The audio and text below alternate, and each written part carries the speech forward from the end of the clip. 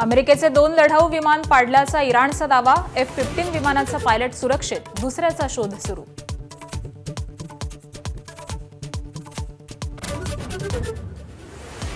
अमेरिकेचा शस्त्रबंदीचा प्रस्ताव इराणनं फेटाळला. एका मध्यस्थ देशामार्फत अमेरिकेनं 48 तासांच्या शस्त्रबंदीचा दिला होता प्रस्ताव.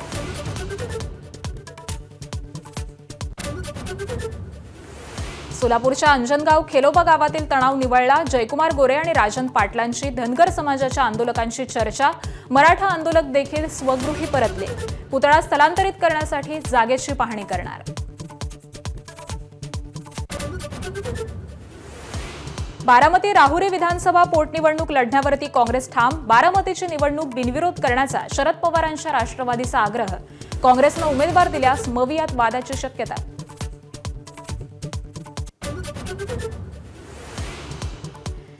बारामती विधानसभा पोटनिवडणुकीसाठी हालचालींना वेग. जय पवारांकडून बैठकीचं आयोजन. मतदारसंघाचा आढावा घेणार.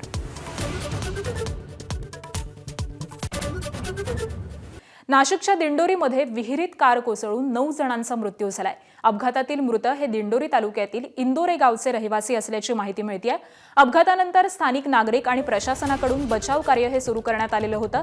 अपघातातील कार ही क्रेनच्या सहाय्यानं विहिरीमधून बाहेर काढल्यानंतर कारमध्ये एकूण 9 जण असल्याची माहिती मिळालेली असून कारमधील 9 जणांचाही मृत्यू झालेला आहे. नाशिकच्या दिंडोरी भागातली ही सगळी घटना आहे आणि याच संदर्भामधले आपण अधिक माहिती जाणून घेऊयात. आमचे प्रतिनिधी शुभम बोडके सध्या आपल्या सोबत आहेत. शुभम, अतिशय दुर्दैवी अशी ही घटना आहे. नेमकं काय घडलेलं होतं? कसा हा अपघात झाला? नक्कीच अतिशय धक्कादायक खरं तर ही घटना आहे आकांक्षा. आपण जर पाहिलं तर रात्रीच्या वेळी ही कारमध्ये 9 जण एकाच कुटुंबातले होते. त्यामध्ये 2 पती पत्नी आणि 7 चिमुरडे असल्याची माहिती खरं तर समोर आलेली आहे. दिंडोरीमध्ये खरं तर ही घटना घडलेली आहे. एका खासगी कार्यक्रमासाठी ते सगळे त्या ठिकाणी गेलेले होते आणि परतीच्या मार्गावर असताना गाडीचा अंदाज न आल्याने त्या ठिकाणी ही गाडी थेट एका विहिरीमध्ये गेली आणि विहिरीमध्ये गेल्यानंतर जवळपास 9 जणांचा, एकाच कुटुंबातल्या 9 जणांचा मृत्यू झाल्याची खरं तर माहिती समोर आलेली आहे. यामध्ये हे सगळे दिंडोरीतल्या दरगोड जे कुटुंब आहे ते होते. इंदोरीमधले हे गावातले दरगोडे कुटुंबातले हे सगळे एकाच कुटुंबातले 9 जण असल्याची माहिती मिळाली होती. त्यामध्ये 2 पती पत्नी आणि 7 एकाच घरातले हे सगळे चिमुरडे असल्याची माहिती मिळाली आहे. आणि रात्री उशिरापर्यंत खरं तर युद्ध पातळीवर त्या ठिकाणी ही गाडी विहिरीतून बाहेर काढण्याचं काम त्या ठिकाणी चालू होतं. बचाव कार्यामध्ये मोठ्या प्रमाणामध्ये त्या ठिकाणी अग्निशमन दल असेल, स्थानिक रहिवासी असतील किंवा इतर पोलीस प्रशासनाच्या माध्यमातून ही गाडी काढण्यात आली आणि त्यामध्ये जवळपास 9 जण असल्याची माहिती मिळाली आहे. 9 जणांचा या दुर्घटनेमध्ये मृत्यू झाल्याची माहिती देखील आपल्याला त्या ठिकाणी पोलिसांच्या माध्यमातून मिळते. बरं, धन्यवाद शुभम या सगळ्या सविस्तर माहितीसाठी.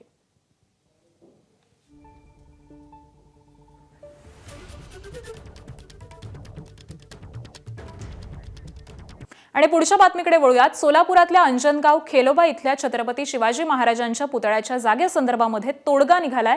पुतळ्याची जागा ही खेलोबा देवस्थानची असल्याचं समोर आलंय. याबाबत पालकमंत्री जयकुमार गोरे आणि मोहोळचे माजी आमदार राजन पाटील यांची मध्यस्थी बैठक ही यशस्वी ठरली आहे. या बैठकीमध्ये दोन्ही समाजाच्या प्रतिनिधींनी पुतळ्याच्या जागेबाबत सहमती दर्शवली आहे. त्याबरोबरच पुतळ्याची जागा ही खेलोबा देवस्थानची असल्यामुळे शिवाजी महाराजांचा पुतळा हा स्थलांतरित करण्यास मराठा समाजाने देखील मान्यता दिली आहे. त्यामुळे अंजनगाव आता तणावमुक्त झालंय. सध्या अंजनगावामध्ये कुठलंही आंदोलन नसून पोलिसांचा मात्र बंदोबस्त आहे. दरम्यान आज दिवसभरामध्ये अंजनगाव इथं दोन्ही समाजाच्या प्रतिनिधींकडून प्रशासकीय अधिकाऱ्यांसोबत स्थलांतरित करण्यासाठी पुतळ्याच्या जागेची पाहणी ही करण्यात येणार आहे आणि यानंतरच पुतळा स्थलांतराची प्रक्रिया ही सुरू होईल. दरम्यान मराठा आंदोलक मनोज जरांगे पाटील आज सोलापुरातील अंजनगाव इथं जाणार आहेत. सकाळी 11 वाजता मनोज जरांगे हे आंतरवाली सराटीमधून अंजनगावकडे रवाना होणार आहेत.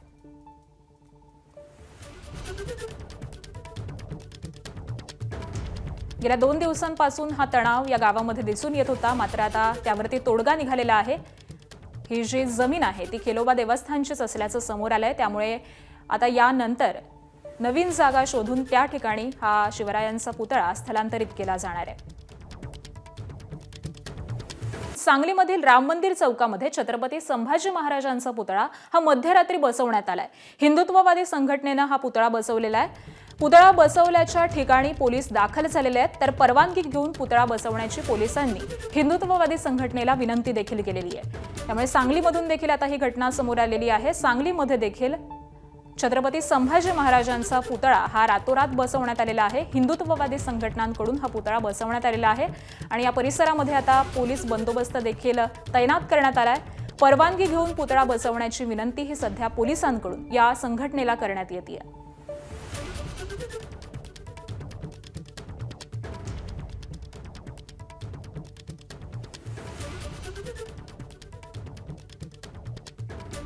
मंदिर चौकामध्ये मध्यरात्रीच्या सुमारास या ठिकाणी आपण पाहतो छत्रपती संभाजी महाराजांचा पूर्णाकृती पुतळा उभारला गेला आहे। काही हिंदुत्ववादी संघटना असो, काही छत्रपती संभाजी महाराज प्रेमी या संघटनांनी लोकांनी या ठिकाणी हा पुतळा बसवलेला आहे। आपल्यासोबत शिवतेज सावंत आहेत, ज्यांनी हा पुतळा संभाजी महाराजांचा बसवला आहे। या चौकामध्ये बसवण्याला पोलिसांचा विरोध आहे, प्रशासनाचा विरोध आहे। तुमची मागणी काय आहे आणि हा मध्यरात्री पुतळा का बसवला? पोलिसांचा विरोध नाही आहे, नगरपालिकेचा विरोध आहे। त्यात राजकारण, आमच्या महाराजांबद्दल राजकारण भरपूर चालू आहे, त्यामुळे त्यांना बागेत बसवायचा पुतळा। माझ्या महाराजांनी एवढा इतिहास असला की त्यांनी बागेत बसावा, एवढा इतिहास त्यांचा हलका नाही आहे। कुठल्या बागेत बसवायचे? त्रिकोणी बागेत जवळच आहे। हां, जवळच आहे। आणि त्या बाजूला दवाखाने 2-3। आम्ही उद्या कार्यक्रम जरी करायला असला तर करायचा कसा? बाकी जिथं पोरोपुरी जाऊन बसतात तिथं बाकीचे धंदेसुद्धा चालतात। महाराजांच्या पुतळ्याखाली हे जर चालत असलं तर मग आम्ही 10 ठिकाणी पुतळा बसवू। म्हणजे तुम्हाला महापालिका प्रशासन पुतळा बागेमध्ये बसायला परवानगी देते, ते तुम्हाला बसवायचं नाही? आम्हाला विचारलं सुद्धा नाही, ते सगळे नेते लोकांनी केले। आम्ही याच्या अगोदर पण 15-16 आंदोलन केलेत, पण त्यांनी आपल्याला जात दिली नाही, त्यांच्या म्हणण्याप्रमाणेच केले सगळं। त्यामुळे आपली एकच इच्छा आहे की आपला महाराजांचा पुतळा चौकात बसायला पाहिजे। कोणत्याही चौकात? कोणत्याही चौकात बसू दे, कोणीही बसू दे। आमची तरी इच्छा राम मंदिर चौकात बसलं तरी अतिउत्तम, कारण का मेन चौक मोठा आहे। फक्त कोणीही बसू दे, इथंच नाव आम्हीच नाही तर कोणीही बसू दे, त्याचं नाव करू दे, फक्त माझ्या महाराजाचा पुतळा माझ्या चौकातच बसला पाहिजे। आता अचानक मध्यरात्री संभाजी महाराजांचा पुतळा अचानक उभारण्याचं कारण काय? तुम्हाला महापालिका प्रशासनानं सांगितलं की या ठिकाणी तुम्हाला परवानगी मिळू शकते? नाही, हे आमचं आम्ही बसवले, कारण का त्यांच्या त्या जागेचा पुतळा बसवाय टेंडर सगळे त्यांनी काढले। त्यामुळे आम्ही त्यांच्या नेते असल्यामुळे आम्ही काही करू शकत नाही, आम्हाला हाच पर्याय होता, दुसरा पर्याय नव्हता। ठीक आहे। तर एकूण जर या ठिकाणी पुतळा अचानक उभारण्यामागची जर परिस्थिती पाहिली तर महापालिका प्रशासनानं हा पुतळा बगीच्यामध्ये उभारला जावा त्या दृष्टीनं परवानगी देखील दिली आहे, टेंडर देखील काढलं आहे, असं या लोकांचं छत्रपती संभाजी महाराज प्रेमी लोकांचं म्हणणं आहे। आणि त्यामुळंच त्यांनी अचानकरित्या चौकामध्ये हा पुतळा उभारला आहे। यामुळंच पोलीस बंदोबस्त मोठ्या प्रमाणात या ठिकाणी तैनात केला गेला आहे आणि पुतळा या ठिकाणून दुसऱ्या ठिकाणी देखील नेला जाईल अशा पद्धतीची आता पोलिसांची आणि या हिंदुत्ववादी संघटनांच्या लोकांची चर्चा देखील झालेली आहे। त्यामुळे समन्वयानं मार्ग काढण्याचा सध्या सुरू आहे। या लोकांना जी मुख्य चौकामध्ये, सांगली शहरातील कोणत्याही चौकामध्ये पुतळा उभारला जावा, बागेमध्ये बगीच्यामध्ये पुतळा उभारण्याची परवानगी देऊ नये अशा पद्धतीची जी मागणी आहे ती मागणी पूर्ण होत आहे का हे पाहणं महत्त्वाचं असणार आहे। कॅमेरापासून योगेशसोबत कुलदीप माने, ABP माझा, सांगली। माढ्यातील अंजन गावातील मंदिराचे पुजारी फरांडे महाराजांनी आपलं आंदोलन हे अखेर मागे घेतलंय। मध्यरात्री 3 वाजता फरांडे महाराजांनी पाणी पिऊन आंदोलन मागे घेतलेलं आहे। मागील 4 दिवसांपासून रस्त्यावरती ठिय्या आंदोलन हे सुरू करण्यात आलेलं होतं आणि त्यानंतर काल रात्री पालकमंत्री जयकुमार गोरे, माजी आमदार राजन पाटील, गावातील दोन्ही गट आणि विशेष पोलीस महानिरीक्षकांच्या उपस्थितीमध्ये बैठक पार पडली। या बैठकीमध्ये तोडगा निघाल्यानंतर हे आंदोलन आता मागे घेण्यात आलेलं आहे।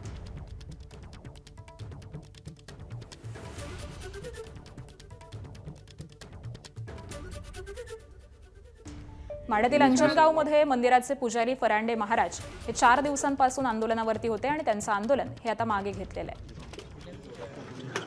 अरे ह्यानेच विषय वाढत्यात, ऐका पोलिसांना काढू दे पण आपल्या पोरांना नका काढू नका।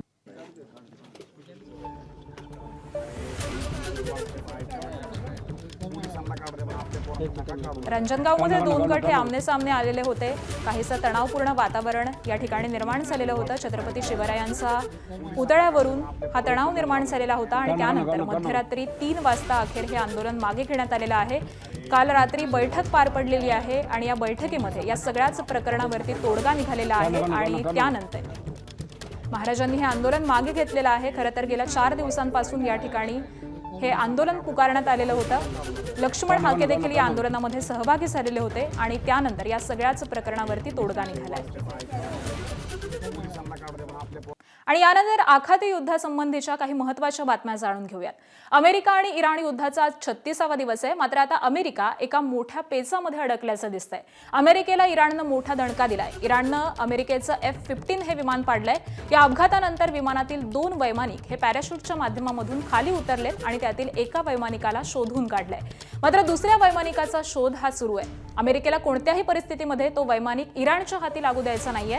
इराणच्या हाती हा वैमानिक लागला तर त्याला पुढं करून इराण अमेरिकेला गुडघ्यावरती आणणार हे नक्की आहे. त्यामुळे या वैमानिकाच्या रेस्क्यूसाठी अमेरिका जंग पछाडत आहे. पायलटच्या शोधासाठी अमेरिकेनं हेलिकॉप्टरच्या मदतीनं शोध मोहीम सुरू केली आहे. इराणी माध्यमांच्या अहवालानुसार दक्षिण इराणमधील खुजेस्तान प्रांतामध्ये शोधकार्यामध्ये सहभागी असलेल्या इराणच्या रिव्हॉल्युशनरी गार्ड आणि अमेरिकन विशेष दलांमध्ये चकमक झाल्याची माहिती समोर येते.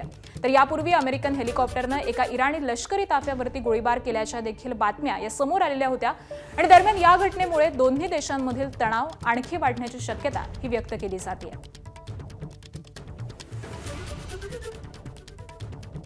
दरम्यान पायलटच्या शोधासाठी अमेरिकेनं दिलेला 48 तासांच्या युद्धविरामाचा प्रस्ताव इराणनं फेटाळलाय. इराणच्या फार्स न्यूज या निमसरकारी एजन्सीनं हे वृत्त दिलंय. पायलटच्या शोधासाठी अमेरिकेनं इराणला एका मध्यस्थ देशामार्फत 48 तासांचा युद्धविरामाचा प्रस्ताव दिलेला होता. मात्र कोणत्या देशानं हा प्रस्ताव दिला त्याचं नाव जाहीर झालेलं नाहीये. अमेरिकेकडून यावरती तात्काळ कोणतीही प्रतिक्रिया किंवा अधिकृत पुष्टी मिळालेली नाही. माहिती मिळताच ती देण्यात येईल असं सांगण्यात येत आहे. तर या आठवड्याच्या सुरुवातीला इराणचे परराष्ट्र मंत्री अब्बास अराघची यांनी स्पष्ट केलंय की ते केवळ कायमस्वरूपी आणि सर्वसमावेशक युद्ध समाप्तीच स्वीकारतील. तात्पुरता युद्धविराम त्यांना मान्य नाहीये. अमेरिकेच्या 15 मुद्द्यांच्या प्रस्तावावरती इराणनं अद्याप अधिकृत उत्तर दिलेलं नाहीये. मात्र दोन्ही देशांमधील विश्वास शून्य असल्याचं त्यांनी सांगितलंय आणि वॉशिंग्टनच्या काही मागण्या अतिरिक्त असल्याचं देखील त्यांनी म्हटलेलं आहे.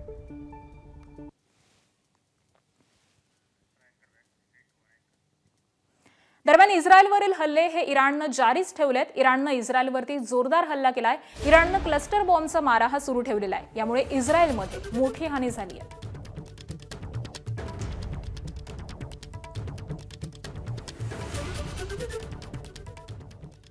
तर अशा पद्धतीनं इस्रायलवरती इराणचे जोरदार हल्ले कायम आहेत. इस्रायलमधील नेगेव शहर हे लक्ष्य करण्यात आलेलं आहे. नेगेव शहरावरती क्षेपणास्त्र डागण्यात आलेली आहे. तर नेगेव औद्योगिक वसाहतीचं यामुळे मोठं नुकसान झालंय. नेगेव पासून 13 किलोमीटर अंतरावरती असलेल्या डिमोनावरती देखील हल्ला करण्यात आलेला आहे. डिमोना इथल्या इस्रायलच्या अणु संशोधन केंद्रावरती हा हल्ला करण्यात आला आहे.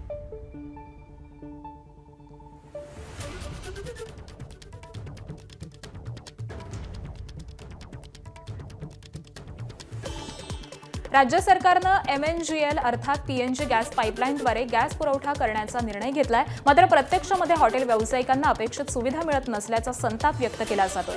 पिंपरी चिंचवडमधील 2000 हॉटेल व्यावसायिकांनी 3 आठवड्यांपासूनच गॅस पुरवठ्यासाठी पाठपुरावा केला. मात्र MNGL कडून गॅस पुरवठा सुरू न झाल्यामुळे आडमुठेपणा आणि दिरंगाई होत असल्याचा आरोप त्यांनी केलेला आहे. दरम्यान शहरातील ज्या ठिकाणी पाईपलाईन टाकलेली आहे तिथं MNGL गॅस पुरवठा सुरू केल्याचं सांगितलं जात आहे. 7 हॉटेलमध्ये गॅस कनेक्शन जोडल्याचा आणि 9 ठिकाणी कनेक्शन जोडण्याचं काम सुरू असल्याचा कंपनीचा दावा आहे. दरम्यान जर MNGL गॅस पुरवठा जाणीवपूर्वक करत नसेल तर कडक कारवाई करण्यामध्ये येईल अशी प्रतिक्रिया उद्योगमंत्री उदय सामंत यांनी दिली आहे. दरम्यान याचा आढावा घेतलाय आमचे प्रतिनिधी नाझिम मुल्ला यांनी.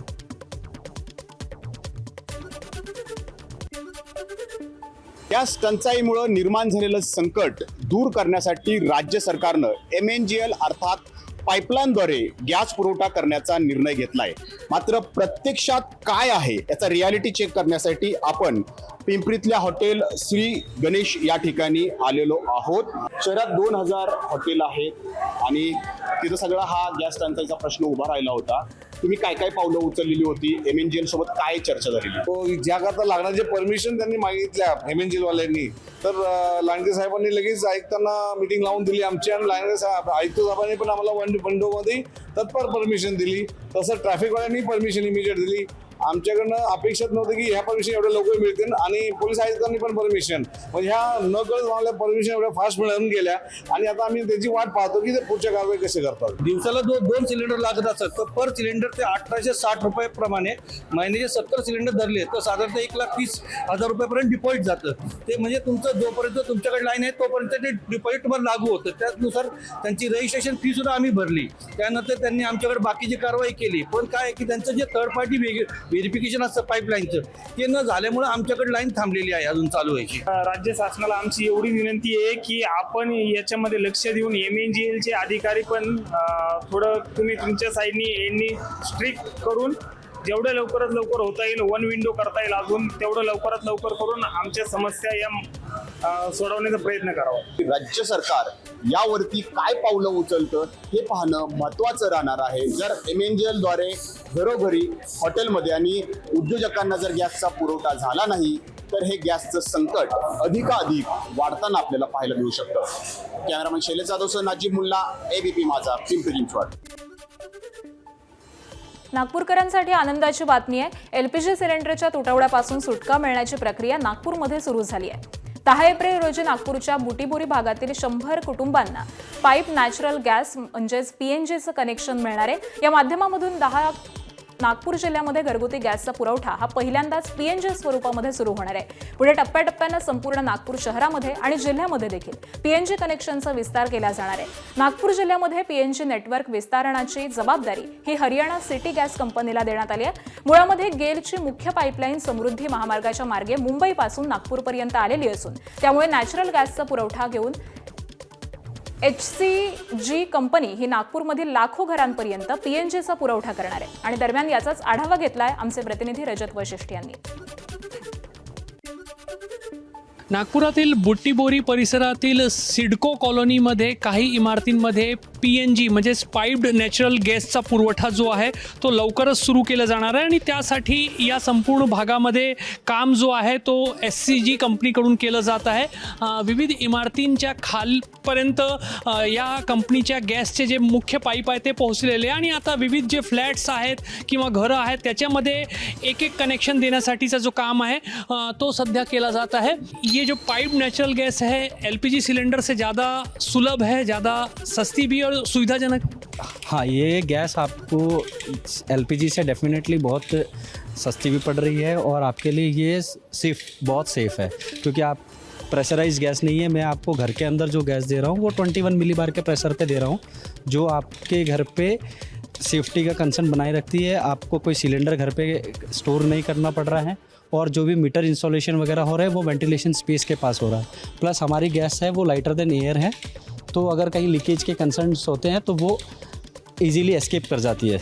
अप्रॉक्स 1500 से 1000-2000 के आसपास में हम आने वाले 1 महीने में हम कनेक्शन देने वाले हैं. बेसा, बेलतरोडी, मनीषनगर या सर्व भागातून ह्या पाईप नॅचरल गॅसचा पुरवठा जो आहे तो नागपूरपर्यंत पोहोचेल आणि हळूहळू नागपूरची जी मध्यवस्ती आहे त्या ठिकाणी पण येणाऱ्या काही महिन्यांपर्यंत हे संपूर्ण कनेक्शन्स पोहोचतील असं सांगितलं जात आहे की ही गॅस स्वस्तही पडेल आणि जास्त सुरक्षित सुद्धा आहे. कॅमेरामॅन अतुल हिरडेसह रजत वशिष्ठ, ABP माझा, बुटीबोरी, नागपूर.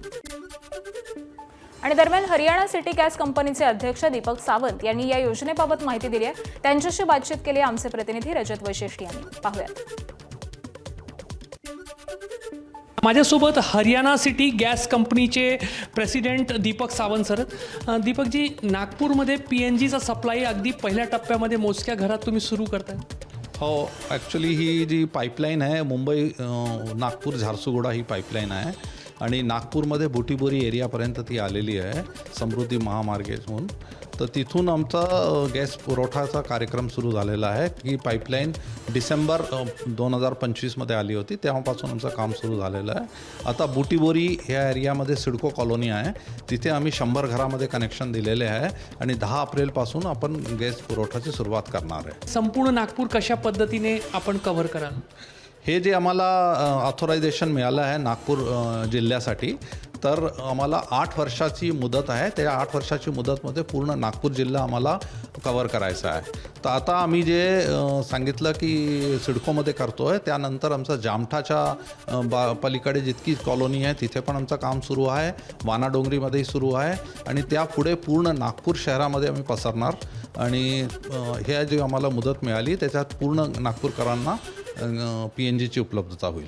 ही जी LPGमध्ये जे सिलेंडरमध्ये जी गॅस आहे ते तीच गॅस आहे की त्याच्यापेक्षा वेगळी आहे? ही गॅस वेगळी आहे, ह्याला नॅचरल गॅस म्हणतात. म्हणजे ह्याच्यात नुसती मिथेन असती. जर आपण हायड्रोकार्बन चेन बघितली तर मिथेन सगळ्यात पहिली गॅस असती, त्यानंतर प्रोपेन ब्युटेन जी येते त्याचा मिक्सचर जे आहे ते LPG आहे. म्हणून LPG हवेपेक्षा भारी आहे आणि ही हवेपेक्षा याचं वजन कमी आहे, त्यामुळे ही सुरक्षित गॅस पण आहे. काय त्याची किंमत राहील, कसं राहणार? ही सगळी पायपिंगचं काम आम्ही करू आणि ह्याची आम्हाला डिफरंट स्कीम केलेली आहे. तशी काही 9,500 रुपये आहे, पण ह्याच्यामध्ये EMI स्कीम पण अवेलेबल आहे आणि त्यानंतर रेंटल स्कीम पण अवेलेबल आहे. तर ज्यांना लगेच पैसा नाही द्यायचा त्यांना पण आम्ही सुविधा दिलेली आहे. नागपुरात पुढील 8 वर्षामध्ये हा काम संपून नागपूर सिलेंडर मुक्त होईल अशा पद्धतीचं सरकारचं धोरण आहे आणि त्या अनुषंगाने काम सुरू आहे. कॅमेरामॅन अतुल हिरडेसह रजत वसिष्ठ, ABP माझा, नागपूर.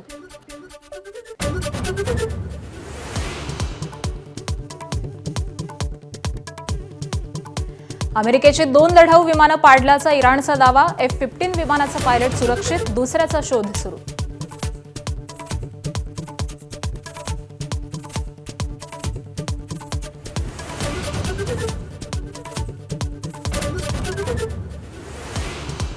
अमेरिकेचा शस्त्रबंदीचा प्रस्ताव इराणनं फेटाळला. एका मध्यस्थ देशामार्फत अमेरिकेनं 48 तासांच्या शस्त्रबंदीचा दिला होता प्रस्ताव. सोलापूरच्या अंजनगाव खेलोबा गावातील तणाव निवळला. जयकुमार गोरे आणि राजन पाटलांची धनगर समाजाच्या आंदोलकांशी चर्चा. मराठा आंदोलक देखील स्वगृही परतले. पुतळा स्थलांतरित करण्यासाठी जागेची पाहणी करणार. सांगलीतील राम मंदिर चौकामध्ये छत्रपती संभाजी महाराजांचा मध्यरात्री पुतळा बसवला. परवानगी घेऊन पुतळा बसवण्याची पोलिसांची हिंदुत्ववादी संघटनेला विनंती. बारामती राहुरी विधानसभा पोटनिवडणूक लढण्यावरती काँग्रेस ठाम. बारामतीची निवडणूक बिनविरोध करण्याचा शरद पवारांच्या राष्ट्रवादीचा आग्रह. काँग्रेसनं उमेदवार दिल्यास मवियात वादाची शक्यता.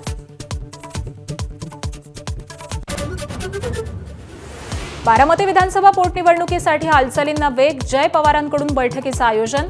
मतदारसंघाचा आढावा घेणार.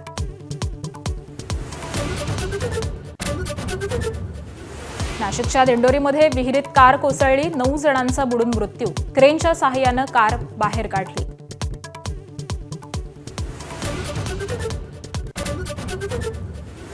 चेपॉकच्या मैदानावरती पंजाब किंग्सचा चेन्नई सुपर किंग्सवरती 5 विकेट्सनं विजय. चेन्नईनं दिलेलं 210 धावांचं लक्ष्य 18 षटकांमध्ये पूर्ण केलं. Headlines brought to you by चितळींची बाकरवडी. एकदम खास, कारण चवीला भारी आणि पाम ऑइल अजिबात नाही. सांगली जिल्ह्यातील जत तालुक्यातील अनेक भागामध्ये देखील अवकाळी पाऊस आणि गारपिटीमुळे पिकांचं मोठं नुकसान झालंय. जत तालुक्यातील खंडनाळ गावामध्ये झालेल्या गारपीट आणि जोरदार वारा आणि पावसानं मका, डाळिंब, कांदा या पिकांचं मोठं नुकसान झालंय. अक्षरशः मका, कांदा पीक पूर्णतः वाया जाण्यासारखी परिस्थिती आहे. काही ठिकाणी वीज पुरवठा देखील खंडित झालाय. काही ठिकाणी झाडांच्या फांद्या तुटून रस्त्यावरती पडल्यामुळे वाहतुकीला अडथळा निर्माण झाला. या सगळ्या नुकसानीची जतचे आमदार गोपीचंद पडळकर यांनी पाहणी करत शेतकऱ्यांना धीर दिला. तसंच सरकारकडून या अवकाळग्रस्त शेतकऱ्यांना नुकसान भरपाई मिळावी अशी मागणी केली आहे. प्रशासनानं तात्काळ पिकांच्या नुकसानीचे पंचनामे हे देखील सुरू केलेले आहेत. खंडनाळ गावामधून नुकसान झालेल्या मका पिकामधून आढावा घेतलाय आमच्या प्रतिनिधींनी. पाहूयात.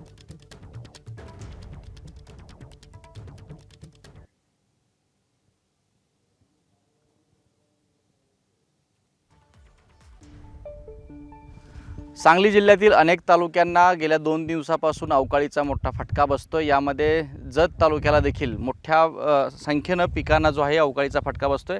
सध्या आपण जत तालुक्यातील खंडनाळ या गावी आलो आहोत, ज्या ठिकाणी काल गारपीट सदृश्य पाऊस झाला. यामुळं मका पिकांची जी सध्या झालेली अवस्था पाहतोय, मकाचं जे पीक आहे त्याला एकही पान राहिलेलं नाही आहे, कारण मोठ्या संख्येनं या ठिकाणी गारपीट झाली. याशिवाय मोठा पाऊस, दुसरीकडे वारा, यामुळं मका आडवी झालेली आहे आणि अशा पद्धतीनं मक्याचं पीक हजारो एकरावरचं नासधूस झालेल्या पिकाची झालेल्या या पिकातून आता हाती काही लागणार नाही आहे. हीच अवस्था द्राक्ष काही बागांची आहे. याशिवाय मोठ्या संख्येनं जत तालुक्यामध्ये डाळिंब उत्पादन घेतलं जातं. डाळिंब पिकांचं देखील मोठं नुकसान या ठिकाणी या अवकाळी पावसामुळे झालेलं आहे. तर अशा पद्धतीनं मग यामध्ये कांद्याचं पीक जे आहे, या कांद्याच्या पिकाला देखील कांद्याचे तरू या ठिकाणी तयार केले जातात, त्या पिकांना देखील मोठा फटका बसला आहे. सध्या हे मक्याचं जर आपण परिस्थिती पाहिली तर गारपिटीमुळं मक्याला एक ही पान राहिलेलं नाही, अशा पद्धतीची परिस्थिती आहे. आणि एकूणच या सगळ्या अवकाळीचा फटका हा थेट शेतकऱ्यांच्या पिकांना बसलेला आहे. यामध्ये मका, डाळिंब, कांदा या पिकांना मोठ्या प्रमाणात या जत तालुक्यामध्ये फटका बसला आणि यामुळंच साहजिक आहे की शेतकऱ्यांच्यामधून सरकारकडून निकष बदलून भरपाईची मागणी केली जाते. आणि या अवकाळीचा जो त्रास आहे, अवकाळी जो फटका आहे, अवकाळी जो पाऊस आहे, तो अजून सातत्यानं वाढत असल्यामुळं शेतकऱ्यांच्यामध्ये चिंतेचं वातावरण आहे. कॅमेरापर्सन योगेशसोबत कुलदीप माने, एबीपी माझा, जत, सांगली. दरम्यान आमदार गोपीचंद पडळकर आणि प्रांताधिकारी अजयकुमार नष्टे आणि नुकसानग्रस्त शेतकऱ्यांनी काय प्रतिक्रिया दिली आहे तीही पाहूयात. शेतकऱ्यांना आम्ही इतकंच सांगतो की आम्ही पंचनामे करून ज्यांचं नुकसान झालंय त्यांचा सर्व अहवाल माननीय प्रांतसाहेब सरकारकडे पाठवतील. आम्ही तिथं पाठपुरावा करून आम्ही लोकांना चांगल्या पद्धतीनं मदत कशी मिळेल असा आम्ही प्रयत्न करणार. या गावामध्ये देखील अंदाजे 100 ते 150 हेक्टरपर्यंत आपलं नुकसानीचा प्राथमिक अंदाज दिसून येत आहे. जेवढं काही नुकसान होईल त्या प्रत्येक शेतकऱ्याचा पंचनामा करून तसा अहवाल आपण शासन दरबारी आपण पाठवत आहोत. माननीय आमदार महोदय त्याचा पाठपुरावा करतो असं त्यांनी देखील आश्वासन दिलेलं आहे. त्यामुळे सर्व कुठलाही शेतकरी या नुकसान भरपाईपासून वंचित राहणार नाही याची आम्ही काळजी घेऊ. माझं स्वतःचं कांद्याचं बाग, कांदा बियाणे प्लॉट म्हणजे 80 गुंठा म्हणजे 2 एकर प्लॉट आहे. 2 एकरात प्लॉटमध्ये मला म्हणजे अंदाजित माझं उत्पन्न होतं जवळजवळ 2-2.5 क्विंटल. 2 एकर 2,000 रुपये बाजारभावानुसार माझं 3 ते 4 लाख रुपयाचं नुसतं कांदा बियाण्याचं नुकसान झालं. विथ रोपाचं असं मिळून माझं स्वतःचं 5 लाख रुपये नुकसान आहे. नंदुरबार जिल्ह्यामध्ये 2 दिवसात झालेल्या अवकाळी पाऊस आणि गारपिटीमुळे मोठं नुकसान झालंय. जिल्ह्यातील 62 गावातील 832 हेक्टरवरील पिकांचं नुकसान झालंय. अवकाळी पावसाचा सर्वाधिक फटका कांदा, मका, ज्वारी, बाजरी, गहू, केळी, पपई आणि आंबा बागांना फटका बसलेला आहे. नुकसानग्रस्त पिकांचे तात्काळ पंचनामे करून शासनाकडे अहवाल पाठवला जाणार आहे. शासनानं तातडीनं नुकसान भरपाई देण्याची मागणी इथल्या शेतकऱ्यांनी केली आहे.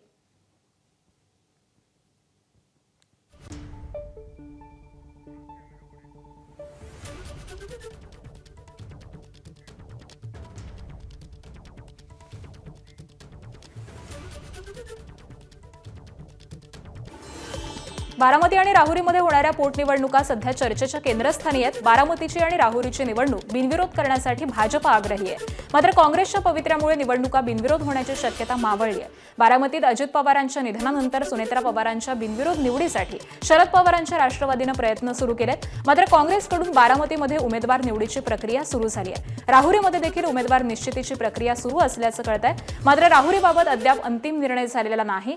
काँग्रेसच्या या निर्णयामुळे महाविकास आघाडीमध्ये नव्यानं वाद होण्याची शक्यता ही टाळता येत नाहीये. आम्ही दोन्ही जागांवरचे उमेदवार दिल्लीमधून फायनल होण्याची शक्यता आहे. त्यामुळे बारामती आणि राहुरी पोटनिवडणुका अधिक चुरशीच्या होण्याची शक्यता आहे.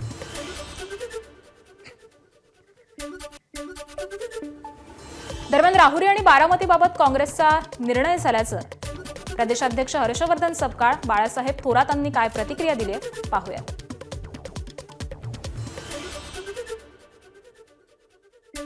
राहुरी आणि बारामती या दोन्ही ठिकाणावरून उमेदवारी आमच्याकडे प्राप्त झाल्या आहेत. बारामतीला आमच्याकडे 6 अर्ज आले आहेत, तर राहुरी या ठिकाणून 4 अर्ज आले आहेत. आणि आज या सर्व उमेदवारांशी ऑनलाईन आमची मुलाखती ज्या आहेत त्या संपन्न झाल्या आहेत. आणि दोन्ही ठिकाणचे कार्यकर्ते निवडणुका लढण्याच्या अनुषंगानं उत्सुक आहेत आणि त्यांच्या उत्सुकतेच्या अनुषंगानं येणाऱ्या 1-2 दिवसात निर्णय होईल अशा प्रकारचा संकेत आणि अशा प्रकारची त्यांना आम्ही संदेश हा दिलेला आहे. निवडणूक राष्ट्रवादी जर निवडणूक लढत नसेल तर काँग्रेस पक्ष लढण्याकरता तयार आहे. ही काँग्रेस पक्षाची असणारी जी भूमिका आहे त्यावर आम्ही ठाम आहोत. जे काही करू ते महाविकास आघाडी म्हणून करू. माहीत नाही ते काय करतायत ते काही माझ्याशी संपर्कात नाही आहेत. आम्ही आमच्या पद्धतीनं आमचा उमेदवार देण्याच्या दृष्टीनं योग्य वेळी निर्णय घेऊ. महाविकास आघाडीमध्ये बारामतीच्या जागेवर शरद पवार राष्ट्रवादी गट जे आहे त्यांचे उमेदवार लढलेले होते. त्यामुळे पहिली पसंती जी आहे ती त्यांना, की ते जर लढत असतील तर मग काँग्रेसने लढण्याचं काही कारण नाही आहे. पण जर राष्ट्रवादी काँग्रेस शरद पवार साहेब गट हे जर लढणार नसेल तर मग काँग्रेस मात्र तिथे आपला उमेदवार टाकेल. तर दरम्यान पोटनिवडणुकीबाबत काँग्रेसच्या प्रांत अध्यक्षांबरोबर चर्चा करणार असल्याचं पवारांच्या राष्ट्रवादीचे शशिकांत शिंदे म्हणालेत. तर संजय राऊतांनी काँग्रेसवरती निशाणा साधलाय. पाहूयात. बारामतीमध्ये अजितदादांच्या निधनानंतर पक्षाने निर्णय घेतला, सुप्रियाताईंनी आणि आम्ही सगळ्यांनी, की तिथे आपण उमेदवार द्यायचा नाही. माझ्या माहितीप्रमाणे काँग्रेसने दोन्ही ठिकाणी उमेदवार उभं करण्याच्या बाबतीत मला निर्णय घेतलेला आहे असं समजतंय. आम्ही त्यांच्या प्रांताध्यक्षाशी मी चर्चा करील. मागे सुद्धा आपण बघितलं असं राज्यसभेच्या वेळेला पण सगळेजण इच्छुक असतात, पक्ष मागणी करत असतो, मग आम्ही चर्चा करून त्यामध्ये मार्ग काढतो. मला वाटतं आता ह्यामध्ये पण मी स्वतः त्यांच्याशी चर्चा करेल आणि त्यामध्ये निश्चितपणे चर्चा करून मार्ग निघेल. काँग्रेस बिहार असेल, पश्चिम बंगाल असेल, नागालँड असेल, इथे सगळ्यात आधी निवडणूक लढण्यासाठी पुढे जाते आणि नंतर निकाल लागल्यावरती कळतं की आपण कुठे आहोत, ते कुठे आहे. ज्या ठिकाणी ज्या पक्षाची ताकद आहे त्या ठिकाणी त्या पक्षाने लढावं, हा महाविकास आघाडीचा एक आधार होता. बारामतीमध्ये अजित पवार यांच्या मृत्यूनंतर एक कौटुंबिक अपधर्म म्हणून कदाचित शरद पवारांचा पक्ष निवडणूक लढणार नाही कदाचित, पण इतर कोणी जर लढत असतील तर त्यांना आपण विरोधी करता कामा नये. आणि दरम्यान बारामती विधानसभा पोटनिवडणुकीच्या पार्श्वभूमीवरती जय पवारांनी आज महत्त्वाची बैठक बोलावली आहे. या बैठकीमध्ये बारामती मतदारसंघाचा आढावा घेतला जाणार आहे. बारामतीतील कसबा भवनामध्ये आज दुपारी 4 वाजता ही बैठक होणार आहे.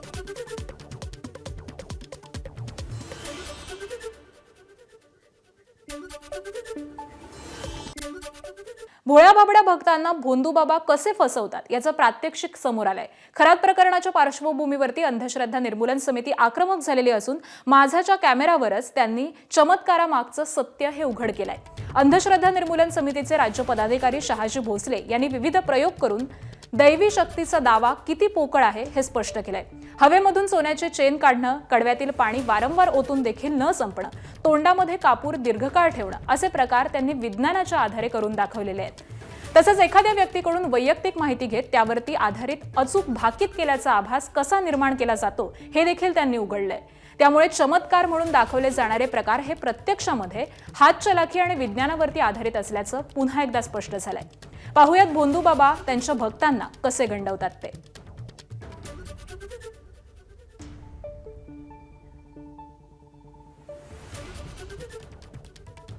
तर आज तुम्ही परिषदेला आला आहात, काय कशासाठी आलात आणि हे जे सगळे आपल्याकडे आपण वस्तू आणलेल्या आहेत त्या काय उपयोग त्याचा?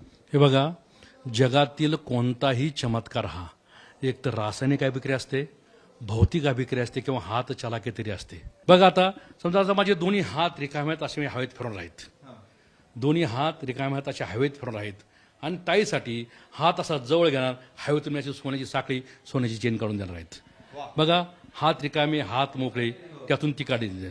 पण ही चेन मी कशी काढली, निघाली मान्य खरं आहे, पण कशी काढली ही त्यांच्या मनात आलंय किंवा इतरांना मानलंय. आता ही चेन काढण्यासाठी मी एका वस्तूचा वापर केला होता. ती वस्तू म्हणजे माझ्याजवळ हा एक प्लास्टिकचा थंब, प्लास्टिकचा अंगठा आहे. या थंबमध्ये, ह्या अंगठ्यामध्ये ही सोन्याची चेन, सोन्याची साखळी मी आधीच टाकून ठेवलेली होती. तो अंगठा माझ्या अंगठाचा घातलेला होता. बघा, खरं तर तो बघितला तर 1 इंच मोठा आहे, बरोबर आहे, रंग देखील वेगळा आहे. आता तो हलवताना फिरवताना मुळी दिसत नाही. मग ज्यावेळेस मी हलवत होतो, आता आपण हळूहळू करूया, असे हलवत असताना दोन्ही हात माझ्या असे जवळ आलेत. माझ्या डाव्या हाताने तो असा अंगठा पकडला, अंगठा वर ओढला, चेन खाली पडली. मी इकडे बघतोय, तुम्ही तिकडे बघताय, तोपर्यंत हा हात मात्र, डावा हात मात्र, हा अंगठा माझा खिशात निघून गेला. काही पाणी आहे ते मी काढण्याचा प्रयत्न करतो. मी हा गडवा, हा कलश रिकामा केलेला आहे, बरं का नाही. पण आता मी जरी बघा, पुन्हा एकदा बघा, पाणी पूर्ण काढले, रिकाम आहे.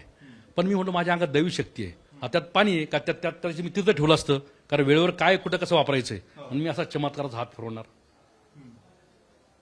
मंत्र पुटपुटणार, चमत्कार हात फिरवणार आणि पुन्हा ते पाणी किंवा तो गडवा उलटा करायचा प्रयत्न करणार, पुन्हा तो पाणी निघणार आहे.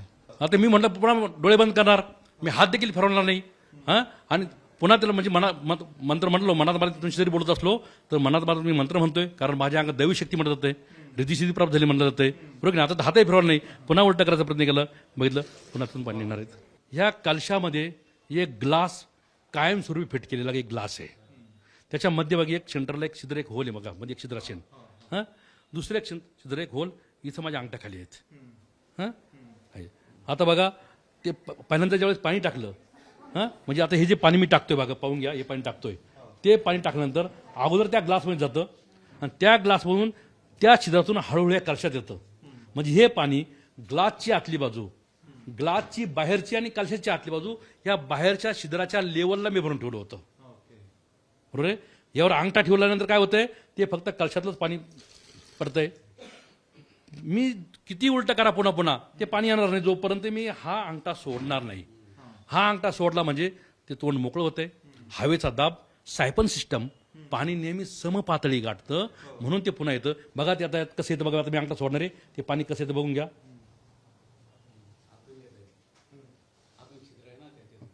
पुन्हा अंगठा ठेवला, समजा उलटं केलं, पाणी पडतंय. हा अंगठा सोडणार नाही, तो परत येणार नाही, कारण या पाठीमागे विज्ञान आहे. पेटलेला कापूर खाल्ला जातो, हातापायावर खेळला जातो, तो कसा आहे काय आता मी तुम्हाला दाखवणार आहे.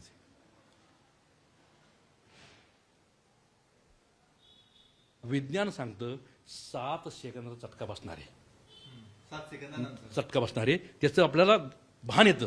म्हणजे हाताचा चटका बसला, त्या संवेदना मेंदूपर्यंत जायला 7 सेकंद जवळपास लागतात, बरोबर की नाही. पण विज्ञान हे सांगतं तुम्ही प्रॅक्टिस केल्यानंतर काही करू शकतात. ही माझी प्रॅक्टिस आहे. गेल्या 30-32 वर्षापासून हे धंदे करतोय, लोकांना जागृत करायचं काम करतोय. चटके बसत नाही तुम्हाला जिभेला वगैरे? नाही बसत, कारण ती सवय होऊन गेली. अंधश्रद्धा निर्मूलन समितीचं कार्य हे सुरू आहे. त्यांचा उद्देश हाच आहे की अशा पद्धतीची जी भोंदूगिरी चालते देवाच्या नावावर, धर्माच्या नावावर, ती कुठेतरी थांबली गेली पाहिजे. एबीपी माझाचा देखील हाच उद्देश होता. कुठलीही दैवी शक्ती नसते, तर जे काय आहे त्यामागे कुठे ना कुठे विज्ञान आहे आणि ह्या विज्ञानाची कास जर प्रत्येकाने धरली तर अशा भोंदूगिरीला कोणीही बळी पडणार नाही. कॅमेरामन किरण कटारेसह मुकुल कुलकर्णी, एबीपी माझा, नाशिक. भोंदू अशोक खरात प्रकरणामध्ये अनेक महिलांचं लैंगिक शोषण झाल्याचं समोर आलंय. या प्रकरणामुळे सर्वसामान्य घरातील सुसंस्कृत महिला भोंदू बाबाच्या गळाला कशा लागतात, त्यामागे महिलांची मानसिकता काय असते, मनामध्ये कुठली घालमेल सुरू असते, घरातील आर्थिक परिस्थिती, कौटुंबिक पार्श्वभूमी, समाजाचा दबाव, नातलगांचा दबाव यासाठी कारणीभूत असतो, असे सवाल हे उपस्थित होऊ लागलेत. अशोक खरातचं प्रकरण हे उघडकीस आल्यानंतर एका वेगळ्या प्रकरणातील पीडित महिलेनं याच संदर्भामध्ये एबीपी माझावरती आपली भावना ही व्यक्त केली आहे. त्यांच्याशी बातचीत केली आमचे प्रतिनिधी मुकुल कुलकर्णी यांनी. अशोक खरात प्रकरणाचा यांचा काहीही संबंध नाहीये. एका वेगळ्या कारणासाठी काही वर्षापूर्वी त्या काही भोंदूबाबांकडे गेलेल्या होत्या. मात्र आता त्यांचं कुटुंब आणि त्यांचे दैनंदिन व्यवहार सर्व सुरळीत आहेत. ताई, तुम्ही याआधी कुठल्या प्रसंगाला सामोऱ्या गेल्या होत्या? जो प्रश्न उपस्थित होता की एखादी महिला ती सुशिक्षित असते, चांगल्या घरातली असते, परंतु एखाद्या भोंदूबाबाच्या आमिषाला का बळी पडते, काय असतं? घरात असणारा प्रश्न जसं असेल बंधत्व, आजारपण, आर्थिक विवंचना, प्रत्येक स्त्रीला असं वाटत असतं की आपला संसार आणि आपला परिवार हा सुखाचा व्हावा. पण जेव्हा इथे कुठेतरी प्रॉब्लेम्स येतात त्यावेळेस मग म्हटलं जातं की माणूस ज्यावेळेस प्रयत्न करतो आणि प्रयत्न करूनही ज्यावेळेस उत्तर मिळत नाही त्यावेळेस हतबल होतो आणि या हतबलतेतूनच माणूस काहीतरी मार्ग शोधतो. मग तो मार्गातून आपल्याला कुणीतरी बाहेर काढेल का, ह्या सगळ्या गोष्टीतून भोंदूबाबाकडे जाण्याचे प्रसंग निर्माण होतात. तुम्ही किती बाबांकडे गेला होता? तिथला अनुभव तुमचा काय होता? मला आतापर्यंत 4 बाबांकडे घेऊन जाण्यात आलं. निफाड, कानपूर, सांगली या सगळ्या 2-3 ठिकाणी आम्ही गेलो. तिथे गेल्यानंतर त्यांनी मोराचे पीस डोक्यावरती फिरवणं, अंगारा उडवणं, पुन्हा अग्निकुंड पेटवणं की त्या अग्निकुंडाच्या ज्या अग्नी प्रज्वलित व्हायचा त्या याच्याने, की मग ज्यावेळेस माझ्या डोळ्यातून पाणी यायचं तर ते म्हणायचे की आता त्या डोळ्यातून पाणी येत आहे म्हणजे तिच्यातली जी शक्ती आहे ती हळूहळू बाहेर पडते. त्यावेळेस ते भोंदूबाबा तुम्हाला काय सांगत होते, तुम्हाला काय झालंय आणि त्याच्यावर इलाज काय सांगत होते? 2-3 ठिकाणी वेगवेगळ्या प्रकारचे अनुभव की भोंदूबाबांचं असं म्हणणं होतं की पितृदोष आहे किंवा अमावस्या पौर्णिमेला हिला तिथे असणारे जे ऍक्सिडेंट होतात रेल्वेच्या याच्यावरती, तर तिथली असणारी अतृप्त आत्मा माझ्यामध्ये शिरलेली आहे आणि ती जसं म्हणेल तसं मी करते. हां, इलाज काय सांगितले होते? इलाज मग त्यांनी म्हणजे इकॉनॉमिकली खूप त्रास दिला की त्यांना भेटण्यासाठी सुद्धा स्टेप्स असायच्या. 1100 रुपये एका बाजूचे, 3,500 रुपये एक अग्निकुंडाचे 3,500 रुपये, असे 11 अग्निकुंड. पुन्हा ब्लॅक मॅजिक काढण्यासाठी वेगळा पैसा. बाहेर कशा पडले? यातून बाहेर ज्यावेळेस मी माझ्या मुलीला घेऊन गेली, माझी 3री-4थी भेट असेल कानपूरला, आणि ज्यावेळेस मला म्हणतात ना स्त्रीला एक तो 6th सेन्स असतो, मला असं वाटलं की आपण एक पावलं पुढे जातोय, पण आता कुठेतरी धोका आहे. आणि ती धोक्याची ही की माझ्या बाबतीत आजपर्यंत जे घडलं ते ठीक होतं, पण माझ्या कोवळ्या मुलीच्या बाबतीत अशा काही गोष्टी घडू नये. अशा वेळेस मी ट्रेनमध्ये रिटर्न येत असतानाच, कानपूरवरनं मी ज्यावेळेस रिटर्न येत होते त्याच वेळेस मी माझ्या घरच्यांना धमकी दिली की मी अनिसच्या संघटनेकडे तुमचं नाव नोंदवून आलेली, तुम्ही जर मला याच्या पुढे जर पुन्हा बळजबरी केली, तुम्ही मला तिथे नेण्याचा प्रयत्न केला, तर मी त्यांना सगळ्यांना घेऊन येईल आणि मग तुमचं त्याच्यानंतर काय होईल ते तुम्ही तुमचं ठरवा. त्यानंतर मग त्यांनी माझ्या सगळ्या गोष्टी ते ऐकून घेतल्या. आमच्या ट्रेनमध्ये खूप भांडणं झाले आणि त्यानंतर मग त्यांनी मला काय तिथे चल याच्यासाठी आग्रह केला नाही. त्यांच्यातली कणखर महिला दुर्गा ज्यावेळेस बाहेर आली आणि त्यावेळेस त्यांनी घरच्यांना सज्जड दम दिला, यापुढे जर मला कुठल्या बाबाकडे घेऊन गेलात तर मी पोलिसांमध्ये अनिसकडे तुमच्याबाबत तक्रार करेल. आणि त्यानंतर हे संपूर्ण भोंदूगिरी थांबलेली आहे आणि आता ही महिला आणि त्यांचं कुटुंब अतिशय सुखाने संसार करत आहेत. कॅमेरामॅन किरण कटारेसह मुकुल कुलकर्णी, एबीपी माझा, नाशिक. सातारा जिल्हा परिषदेमध्ये आज 4 सभापती पदांसाठी निवड होत असून अध्यक्ष उपाध्यक्ष निवडीवेळी झालेल्या राडाच्या पार्श्वभूमीवरती आजची निवडणूक ही अधिकच संवेदनशील बनली आहे. त्यामुळे प्रशासन अलर्टवरती आलंय. जिल्ह्याचं राजकीय वातावरण हे चांगलंच तापलेलं आहे. जिल्हाधिकारी संतोष पाटील यांनी जिल्हा परिषद परिसरामध्ये 100 मीटरपर्यंत जमावबंदी लागू करत कडेकोट पोलीस बंदोबस्त तैनात केलाय. शिक्षण आणि अर्थ, समाज कल्याण, महिला बालकल्याण, कृषी संवर्धन या 4 सभापती पदांसाठी आज निवड होणार आहे. दरम्यान भाजपकडे 33 सदस्यांसह स्पष्ट बहुमत असल्यामुळे अध्यक्ष आणि उपाध्यक्ष पद हे त्यांनी आधीच आपल्या नावावरती केलेली आहे. मात्र आता खरी लढत सभापती पदासाठी रंगणार आहे. त्यामुळे या निवडीकडे सगळ्यांचंच लक्ष लागलेलं आहे. राष्ट्रवादी आणि शिवसेना फोडाफोडीचा वचपा काढण्यासाठी काही राजकीय खेळी करणार का, की भाजप पुन्हा एकदा आपली ताकद दाखवत सर्व पदांवरती झेंडा फडकवणार, हे पाहणं महत्त्वाचं ठरणार आहे. त्यामुळे आजची ही निवड शांततेमध्ये पार पडणार की पुन्हा एकदा साताऱ्यामध्ये राजकीय राडा पाहायला मिळणार, याकडेच संपूर्ण जिल्ह्याचं लक्ष लागलंय. तर जिल्हा परिषद परिसरामध्ये जमावबंदीचे आदेश देखील लागू करण्यात आलेले आहेत. गेल्या राड्या प्रकरणी ही सगळी उपाययोजना सध्या प्रशासनाच्या वतीनं करण्यात येते. आज 4 सभापती पदांची निवड प्रक्रिया ही पार पडते आणि याच अनुषंगानं आता प्रशासन देखील अलर्ट मोडवरती आलेलं आहे. साताऱ्यामध्ये याआधी झालेल्या राडा आणि त्याच पार्श्वभूमीवरती आता प्रशासन अलर्टवरती आलंय.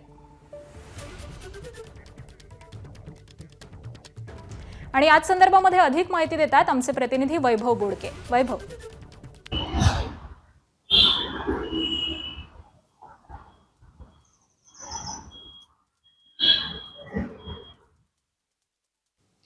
सातारा जिल्हा परिषदमध्ये आज 4 सभापती निवडी आज होताना आपल्याला पाहायला मिळणार आहेत.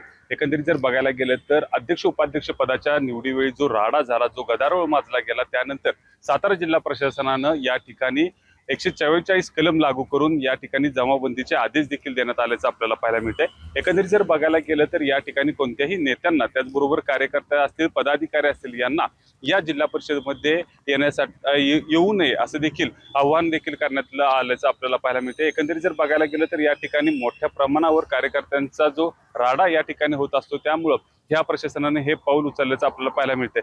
एकंदरीत जर राजकीय परिस्थिती या ठिकाणची जिल्हा परिषदमध्ये पाहायला गेलं तर भाजप हे स्वबळावर 33 जागांवर आता बहुमतामध्ये असल्याचं आपल्याला पाहायला मिळतंय. 33चं बहुमत घेऊन त्यांनी अध्यक्ष उपाध्यक्ष देखील या 20 मार्चला जी निवडणूक झाली यावेळी त्यांनी आपलं अध्यक्षपद देखील झेंडा रावल्याचं आपल्याला पाहायला मिळते. एकंदरीत जर बघायला गेलं तर राष्ट्रवादी शिवसेनेचे जे सदस्य आहेत ते फोडून त्यांनी या ठिकाणी आपलं झेंडा हा साताराच्या जिल्हा परिषदवर पहिल्यांदाच लावल्याचं आपल्याला पाहायला मिळालं. एकंदरीत बघायला गेलं तर आज सभापती निवडे आहेत, त्यामुळं राष्ट्रवादी आणि शिवसेनेचा कोणता प्लॅन आहे का हे देखील पाहणं तितकंच महत्त्वाचं ठरणार आहे. अध्यक्ष उपाध्यक्ष पदावेळी जी गदारोळ माजला, ज्या सदस्यांच्या फोडाफोडी झाल्या, त्यामुळं या ठिकाणी आता पक्ष कोणताही कारवाई करणार आहे त्या जे फोडून गेलेले आहेत ते सदस्यांवर, यांवर देखील पाहणं महत्त्वाचं ठरणार आहे. त्याचबरोबर राष्ट्रवादी आणि शिवसेना या एकत्र येऊन आता नवीन कोणता प्लॅन करतंय का, या सभापती निवडीमध्ये त्यांचा काय समतोल असेल हे देखील पाहणं तितकंच महत्त्वाचं ठरणार आहे. का भाजप आपला जो आहे तो प्लॅन घेऊन जर लोटस त्यांनी आखलं यामध्ये याचप्रमाणे एकत्र येऊन ते आता पुन्हा एकदा सभापती निवडीवर आपली मोहर उठवतील हे देखील पाहणं महत्त्वाचं ठरणार आहे. एकंदरीत जर बघायला गेलं तर या ठिकाणी चारही मंत्र्यांच्या प्रतिष्ठा ह्या सातारा जिल्हा परिषदच्या अध्यक्ष उपाध्यक्ष पदाच्या वेळी पणाला लागल्या होत्या. त्यानंतर आता सभापती निवडी वेळी नेमकं काय होते याकडे संपूर्ण जिल्ह्याचं लक्ष लागल्याचं आपल्याला पाहायला मिळतंय. त्यामुळे या सगळ्या संदर्भातले अपडेट हे तुमच्याकडून वेळोवेळी जाणून घेऊ. तुर्तास धन्यवाद या माहितीसाठी. पुढची बातमी पाहूयात. पुणे शहर शिवसेनेची संपूर्ण कार्यकारिणी ही बरखास्त करण्यात आली आहे. पुणे शहरासाठी लवकरच नवीन कार्यकारिणी तयार केली जाणार आहे. एकनाथ शिंदे यांच्या शिवसेनेला पुणे महानगरपालिका निवडणुकीमध्ये मोठा धक्का बसला. पालिका निवडणुकीमध्ये शिवसेनेचा एकही नगरसेवक निवडून येऊ शकला नाही. तसंच जिल्हा परिषद निवडणुकांमध्ये देखील जुन्नर आणि पुरंदरमधील काही अपवाद वगळता पक्षाचे उमेदवार हे यशस्वी ठरू शकले नाहीत. आणि या पार्श्वभूमीवरती काल पुण्यामध्ये शिवसेनेची महत्त्वाची बैठक पार पडली. या बैठकीला मंत्री उदय सामंत आणि नीलम गोरे उपस्थित होत्या. बैठकीमध्ये महत्त्वाचा निर्णय घेत पुण्यातील शहराध्यक्षपद आणि महानगर प्रमुखपद वगळता उर्वरित सगळी कार्यकारिणी ही बरखास्त करण्याचा निर्णय घेण्यात आलाय. त्याबरोबरच पुढील एका महिन्यामध्ये पुणे शहरासाठी शिवसेनेची नवी कार्यकारिणी ही जाहीर करण्यात येणार असल्याची माहिती देखील या बैठकीमधून देण्यात आली आहे.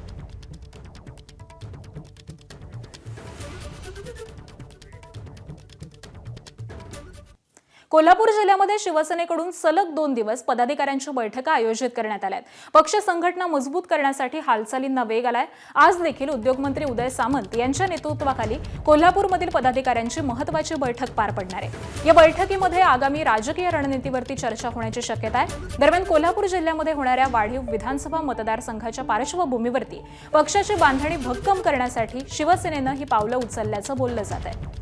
जरी 2029ला विधानसभा निवडणूक असली तरी वाढीव मतदारसंघांमध्ये आपला हक्काचा उमेदवार तयार करण्यावरती शिवसेनेचा भर असल्याचं सांगितलं जात आहे.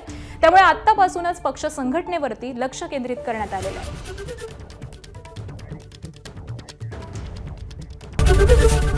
एबीपी माझा, उघडा डोळे बघा नीट.